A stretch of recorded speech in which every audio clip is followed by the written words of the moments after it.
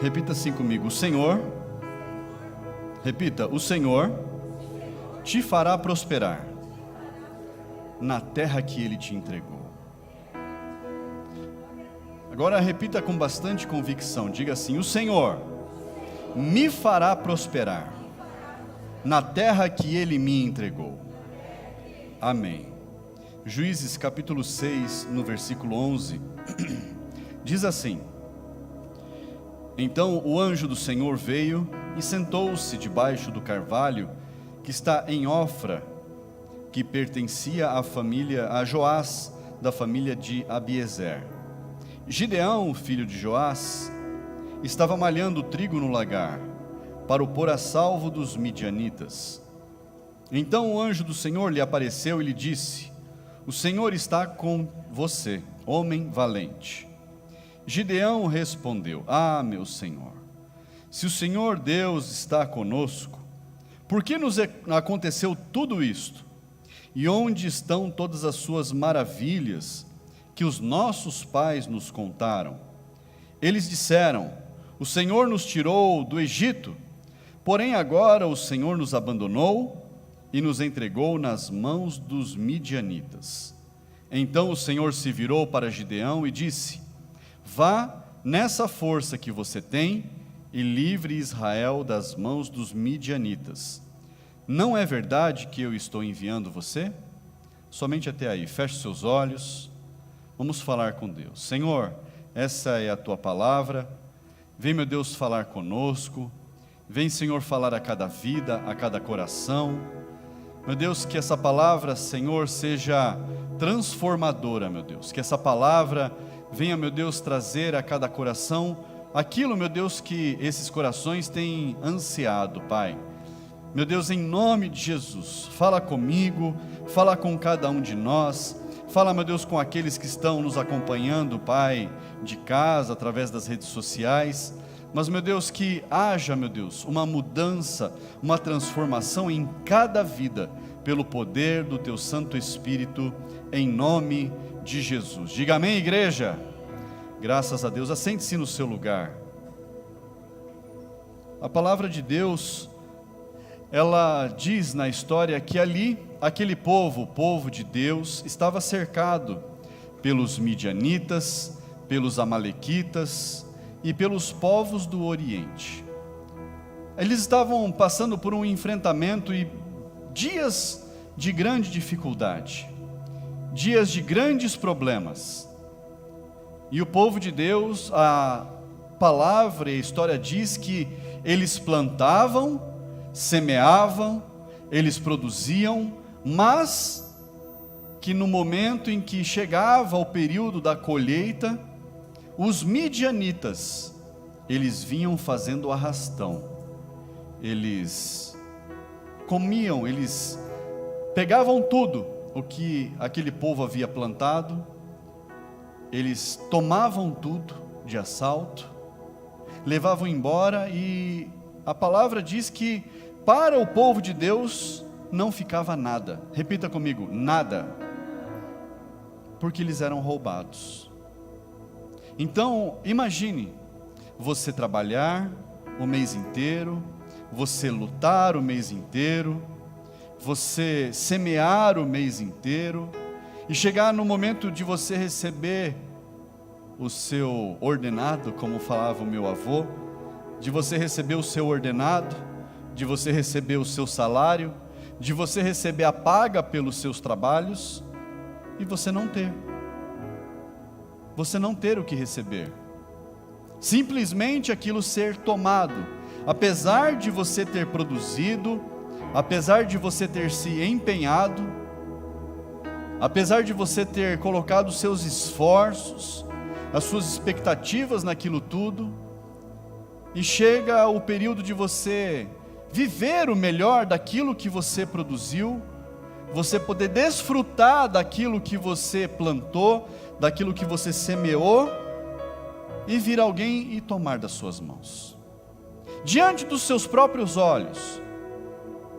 Isso não era feito de forma oculta, não era feito de forma sorrateira, não, era feito aos olhos de todo mundo. para que o povo de Deus fosse humilhado. E quantas vezes a gente vê isso acontecendo todos os dias e a gente não está percebendo? A gente luta o mês inteiro, batalha o mês inteiro, trabalha o mês inteiro, aí o dinheiro entra na conta. Às vezes só dá tempo de entregar o dízimo, a oferta, cai a fatura do cartão. Cadê o dinheiro? Foi embora. E aí você passa mais um mês plantando, semeando, lutando, batalhando. E aí, vence o mês, cai o salário na conta e vai tudo embora. Não parece a mesma história? Mas cadê os midianitas? São aqueles que tragam, que comem o produto da nossa plantação. São aqueles que acabam com as nossas forças. São aqueles que eliminam aquilo que nós estamos semeando para o futuro. Nós temos o poder de tomar decisões na nossa vida e impedir a ação do mal, impedir a ação dos midianitas na nossa vida. Mas somos nós que temos o poder de fazer isso. Na leitura que nós fizemos, diz que um anjo se assentou debaixo da árvore que estava ali nas terras de Joás, da família de Abiezer. Joás era pai de um homem chamado Gideão. E a leitura nos diz que Gideão, naquele momento em que o anjo se assenta ali debaixo daquela árvore, Gideão, ele estava malhando trigo no lagar. E o lagar é lugar de você pisar a uva. É lugar de você extrair o suco da uva. E o lagar é um tanque. Normalmente esse tanque, ele fica no fundo da casa, não fica na frente, não fica em lugar aberto. Normalmente esse tanque fica em alguma cobertura, debaixo de alguma cobertura. Por quê? Não pode ter impurezas, não pode bater vento, tem que ser um lugar murado em volta, tem que ser um lugar protegido. E malhar trigo no lagar é muito difícil. Por quê? Não pelo tanque em si, porque o tanque tem espaço, mas é porque é um lugar fechado. A uva, ela é pisada num lugar fechado. Por quê? Não pode bater vento, não pode vir sujeira, não podem cair folhinhas, impurezas dentro do lagar. Então o lagar é um lugar protegido. E Gideão estava malhando trigo nesse lugar, escondido, para que a casa dele pudesse ter sustento, para que a família dele pudesse ter sustento. Então ele estava se esforçando ali, e num trabalho muito difícil. Quem aqui já tentou fazer um serviço sem a ferramenta adequada? Levanta a mão. É mais difícil, não é mais difícil? É mais complicado? Quem aqui já tentou soltar um parafuso com uma faca? Vai, pecador, levanta a mão. As mulheres, elas ficam malucas quando vê a ponta da faca entortada. Confessa o seu pecado. Às vezes com, com a unha, mas não vai. Com uma chave, aí você quebra a chave, meu Deus do céu. Quando a gente tenta fazer um trabalho com a ferramenta inadequada, é mais difícil, é mais sofrido, dá mais trabalho, é mais complicado, às vezes você não consegue chegar num bom resultado. E ali, Gideão estava se esforçando, num lugar sem ventilação nenhuma, malhando o trigo.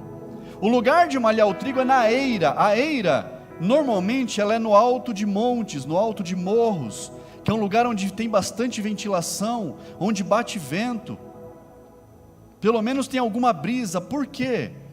O trigo, ele precisa ser separado da palha, e a palha, ela é batida, jogada ao alto. Então tem que ventar, porque o trigo é pesado, ele cai e a palha vai embora. Agora imagina Gideão sem nenhuma ventilação, fazendo com que a palha saísse da sua esteira ali. Complicado, trabalho muito difícil. Mas, apesar do trabalho ser difícil, ele estava fazendo algo ali da forma que ele melhor podia fazer. Porque se ele fizesse num lugar exposto, se ele fizesse na eira, os midianitas iam ver, iam ficar observando. Quando o trigo tivesse todo malhado, todo batido ali, eles iam vir e falar assim: passa para cá, perdeu o playboy, perdeu. E aí ele ia voltar para casa sem o alimento. Então Gideão estava num esforço muito grande ali, para conseguir o sustento para sua casa. Quantos aqui passam um mês num esforço tão grande para prover o sustento para os seus lares, para a sua família, para dar o melhor para os seus filhos, para conseguir as conquistas necessárias para a sua casa? Quem aqui já construiu uma casa? Uma casinha que seja. Cada um que construiu sabe quanto custa um bloco, quanto custa 1 quilo de cimento. Quem já construiu sabe que abriu mão. Alguém falou assim: vamos comer uma pizza? Não, não vamos comer pizza porque dá para comprar um saco de cimento, 2 sacos de cimento. Dá para comprar um saco de cimento e não sei quantos de cal. Não é assim. É um esforço. É um esforço para poder você construir aquilo que você almeja. E o anjo do Senhor se assentou debaixo daquela árvore. E Gideão foi conversar com ele. Gideão foi falar com ele. Falou: mas o que esse anjo está fazendo aqui na minha casa? O que esse homem está fazendo aqui? E o anjo foi anunciar a ele um tempo de um esforço maior. Fala comigo: um esforço maior. Um esforço maior. E ele foi dizer para Gideão que haveriam enfrentamentos pela frente. Essa mensagem, ela tem 2 partes. Agora de manhã e à noite. Pastor, então não vou ouvir o final? Vai. São 2 partes, cada parte tem o seu propósito. Mas o anjo foi anunciar ali que Gideão, ele teria que enfrentar os inimigos. Mas Gideão estava se escondendo dos inimigos. Ele não queria enfrentamento. Ele só queria sustentar a casa dele. Ele só queria colocar o alimento na mesa. Era só o que Gideão queria. Às vezes a gente foge dos enfrentamentos. Às vezes a gente se esconde, porque as dificuldades, elas apertam a gente. Porque os problemas vêm e causam algum impacto na gente. E por inúmeros motivos a gente se retrai. Por motivos que cada um sabe no seu particular. A gente desiste dos sonhos. A gente deixa de fazer determinadas coisas. Porque a nossa vida, a gente busca uma certa comodidade, a gente busca um certo conforto, mas o buscar esse conforto muitas vezes é deturpado com a desistência. Gideão, ele estava ali encolhido, se esforçando para colocar o pão na mesa, mas ele não queria enfrentamento. E o anjo do Senhor vai ali e fala para ele que ele deveria se preparar, porque ele iria ter um grande enfrentamento pela frente. E o anjo do Senhor, ele declara algumas coisas muito importantes ali, naquele momento. Mas Gideão lamenta. O anjo fala que ele vai se levantar, chama ele de homem valente. Já imaginou alguém escondido no quintal de casa, trabalhando, se esforçando, E vem Deus e fala: você é valente. Fala: sou valente nada, estou escondido aqui. Eu só quero colocar o pão na minha mesa. Que história é essa de homem valente? E o anjo declara que Deus é com eles. Gideão reclama: se Deus é com a gente, por que está acontecendo tudo isso? Esse Deus que fez maravilhas, que nós ouvimos os nossos pais falando, que Deus fez maravilhas lá no deserto, cadê? Por que a gente está nesse sofrimento? E quantas pessoas falam: Deus não está vendo o meu sofrimento? Deus não está vendo as injustiças? Deus não está vendo que essas coisas estão acontecendo por aí? Deus está vendo todas as coisas, mas o que Ele espera de nós é alguma atitude. O Senhor, Ele não faz o que a gente pode fazer. O Senhor, Ele não atropela as nossas vidas. O Senhor, Ele não executa o trabalho que as nossas mãos são capazes de fazer. A nós foi dado domínio, a nós foi entregue poder, a nós foi entregue algo valioso. Deus nos deu o poder da decisão, Deus nos deu braços fortes, Deus nos deu pernas firmes. É Deus que nos dá tudo isso. E Ele fala para nós: vai, você consegue, você é valente, você é valoroso. E o anjo, lá no versículo 14, diz assim: vá nessa força que você tem, vá nesse empenho que você está tendo, vá nessa sabedoria que você está tendo aí para preservar a sua casa, vá nessa força, e você vai livrar Israel das mãos dos midianitas. Fala para quem está do seu lado: vá nessa sua força. E a pessoa que está do seu lado pode falar assim: mas eu não tenho força, eu não tenho força nenhuma, eu sou tão pequenininho, eu não sirvo nem para lavar banheiro, eu sou tão pequenininho, eu não sirvo nem para tirar lixo. Não tem um personagem que fala assim: ó céus, ó vida. Não é assim? Gideão, ele se apresenta ali, ele fala: eu sou o menor da minha casa, eu sou menor da minha família, é a menor família da tribo que eu estou, a minha tribo é menor das 12 tribos. E ele lamenta. Mas o anjo do Senhor, ele foi procurar um rei, o anjo do Senhor, ele foi procurar um governador, foi procurar um príncipe, foi procurar um guerreiro valente? Não, porque os guerreiros tinham corrido, os guerreiros já tinham vazado, os midianitas batiam o pé, eles se borravam todo, com perdão da palavra, e vazavam, fugiam.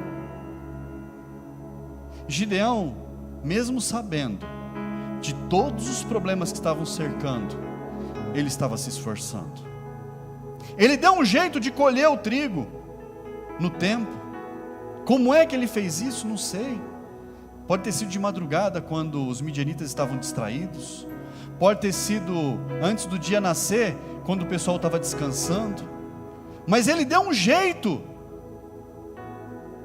Ele falou: eu vou fazer lá no quintal de casa, num lugar escondido. É mais difícil, mas eu vou dar um jeito. Não é assim? Quando a gente quer tirar o parafuso e não tem a ferramenta, a gente não fala: eu vou dar um jeito, eu preciso tirar esse treco.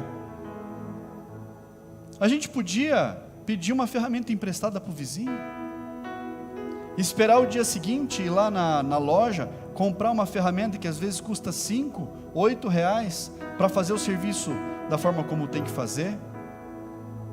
Mas a gente fala: não, eu vou tirar esse parafuso, eu vou dar um jeito, eu vou resolver o problema. Não é assim? É ou não é? Então você é valente. Pastor, é só um parafuso. Não. Parece pequeno, mas você não deixa para depois. Você quer resolver. Você quer solucionar o problema. Você não quer deixar. Você quer dar um jeito. Você vai fazer no dedo, na unha, mas você vai fazer. Por quê? Você não quer deixar para depois. Então você é valente. Pastor, mesmo assim é só um parafuso. Então deixa para depois. Deixa para depois então. Mas o Senhor está te fazendo você entender que nas coisas simples você dá um jeito. Se nas coisas simples você dá um jeito, por que nas mais complicadas você não consegue? Se as coisas complicadas é só um montinho de coisas simples causando problema. As coisas complicadas não é um negócio gigante, é um monte de probleminha que se juntou. Vamos voltar na fatura do cartão? Não é um monte de probleminha? Não é um monte de continha? Ou você foi lá e comprou uma casa no cartão de crédito? Não! Você comprou um negocinho aqui, uma pizza, um brinquedinho para criança, foi lá, comprou um negocinho, parcelou em 475 vezes, e meia. Não é assim? Você fala, não, são só R$5, não, são só R$15, não, é R$50, eu vou ter. Aí quando chega a fatura, você fala, meu Deus, tem coisa errada aqui. Aí você vai vendo item por item, você fala, esse aqui é só 50 centavos, esse aqui era R$15, esse era 20, esse era 30. Quando vai ver, você fala, me ferrei. Porque tudo parecia tão pequenininho, tão inocente. Falei, isso aqui não vai me causar dano. Mas foi juntando. Então os problemas grandes, eles são um acúmulo de problemas pequenos. Repita comigo, os problemas grandes são um acúmulo de problemas pequenos. E como é que eu resolvo um problema grande? Resolvendo os pequenos. Eu vou resolvendo um pequenininho aqui, resolvo outro pequenininho ali, resolvo outro pequenininho ali. Quando você vai ver, no mês seguinte você respirou. Você fala, olha só, eu consegui. Deu certo esse negócio. Vou fazer de novo. Vou melhorar. E cadê o problema grande? Daqui a pouco o problema grande não existe mais. Não é assim? E a gente precisa começar a eliminar os problemas. Entra no seu carro e vê. É uma lanterna queimada, fala, Deus, que a minha está queimada. É um probleminha aqui, outro ali. Entra no seu carro e faz uma anotação, ou no seu veículo, não sei. Anota, eu preciso resolver isso, isso e isso. Põe no papel. Você fala, nossa, é um monte de problema. Não, não é, é um monte de porcaria. Um monte de coisinha que foi deixando para lá. Na sua casa, no seu negócio, no seu trabalho. Faz uma lista dos problemas que você tem que resolver. Na sua casa você vai ver, puxa, tem uma lâmpada queimada. Puxa, eu preciso trocar a lâmpada. Está lá a lâmpada para trocar faz tempo. E é só uma lâmpada. Fala, não, mas tem a porta do guarda-roupa que não está muito legal. Tem o armário da cozinha que não está legal. E Deus está falando aí com algumas pessoas. Tem a porta do quarto que ela range. Eu vou beber água de madrugada, eu acordo a casa inteira porque ela fala. Nhá. Às vezes é só um olhinho. Tem azeite em casa, um azeite resolve a bucha.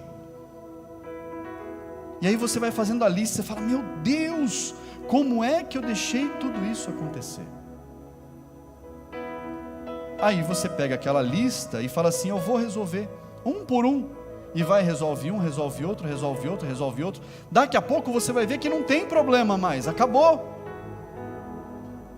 Mas é assim, nós precisamos nos colocar como valentes para resolver os problemas. Nós precisamos nos levantar com coragem. O anjo do Senhor falou, vai nessa tua força. Ele não falou assim, ó, você vai orar, você vai jejuar, você vai se esforçar, você vai batalhar e você vai ter força para você vencer os problemas. Não! Ele falou, vai nessa tua força. O anjo do Senhor só deu uma empurrada nele. Falou, cara, você está preparado, Você é valente, você quer resolver. Por que que você está aí escondido? É só você ir, é só você dar o primeiro passo. E é Deus que está falando para você, é Deus que está te impulsionando a dar mais um passo. Lá em Números capítulo 23, versículo 19, tem um texto que ele é extremamente importante, que diz assim: Deus não é homem para que minta, nem filho do homem para que mude de ideia. Será que tendo ele prometido não o fará? Ou tendo falado não o cumprirá? O Senhor está te falando para você tomar uma decisão. O Senhor está falando para você dar o próximo passo. O Senhor está falando para você que você tem a coragem suficiente para dar o próximo passo. O Senhor está chamando a sua atenção e falando para você que você tem a força suficiente para executar essa tarefa aí. O Senhor está te chamando a atenção para você sair vitorioso de mais uma batalha, para que a sua casa vá muito bem. Hebreus 13:8 diz, e é o lema da nossa igreja: Jesus Cristo é o mesmo ontem e hoje e eternamente. Ele não mudou. E quem nos promete, quem chama a nossa atenção, quem nos faz despertar é o Senhor nessa manhã. Quem desperta a nossa atenção para aquilo que nós devemos fazer é o Senhor. Os tempos de dificuldade vêm, os problemas vêm, para que a gente possa enfrentar um a um, e chegar a momentos de bonança, e chegar a momentos de alegria, chegar em momentos de plena paz, encontrar, alcançar momentos de grande felicidade na nossa vida. E o Senhor quer transformar a sua vida, transformar ela, das dificuldades que você tem passado, das lutas que você tem enfrentado, dos problemas que estão te cercando, para uma vida de plena alegria com Ele, em nome de Jesus.